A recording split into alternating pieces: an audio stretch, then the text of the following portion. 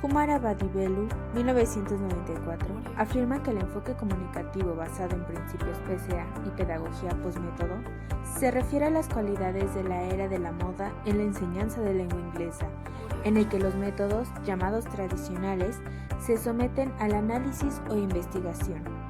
Sostiene que es un estado de cosas que nos obliga a volver a calcular la relación entre los teóricos y practicantes del método.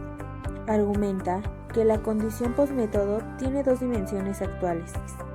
La enseñanza efectiva, en la que los lingüistas aplicados deben teorizar y los maestros deben practicar sobre estas teorías.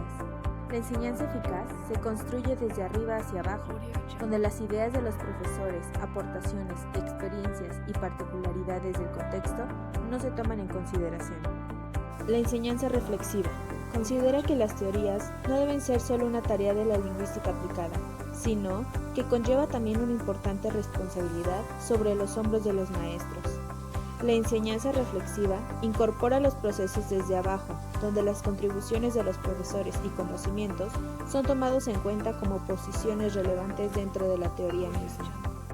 Las características y dimensiones mencionadas llevan al postmétodo a tener razones para construir lo que el autor llama un marco estratégico para la enseñanza.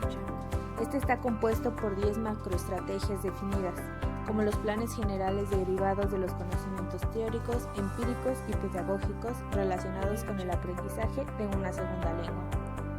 La microestrategia es una pauta general donde los profesores pueden generar su propia situación específica basada en las necesidades microestratégicas o técnicas en el aula. Las macroestrategias necesitan microestrategias con el fin de poder ser aplicadas en el aula. La macroestrategia está referida a la enseñanza como un proceso de creación y utilización de oportunidades de aprendizaje. Un proceso en el que los docentes encuentran un equilibrio entre su papel como gestores de la enseñanza y su papel como mediador del aprendizaje. Las 10 macroestrategias definidas son: maximizar las oportunidades de aprendizaje, referida a la enseñanza como un proceso de creación y utilización de oportunidades de aprendizaje.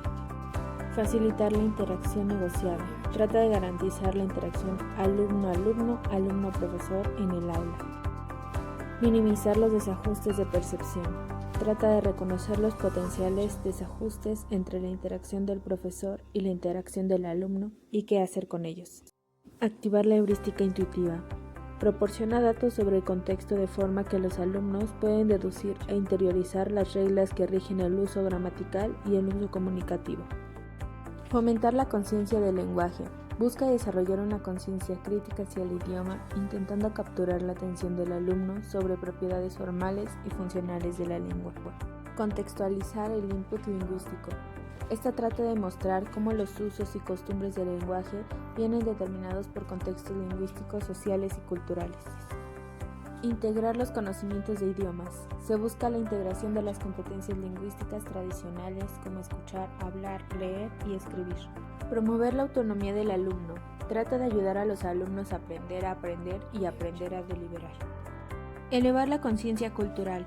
La necesidad de tratar a los alumnos como informantes culturales y animarles a formar parte de un proceso de participación en el aula. Garantizar la pertenencia social, la necesidad que los maestros en el proceso de aprendizaje y enseñanza que realizan sean sensibles al contexto social, político y económico que les rodea. Kumara-Vadivelu, 1994, argumenta que el estado de postmétodo es una alternativa al método. Esta no será funcional si no es aplicada dentro del aula. Louis, 1995, afirma que el postmétodo no puede ser considerado como una alternativa a los métodos, porque en el nivel de la práctica también se proporcionan instrucciones claras sobre procedimientos de realización.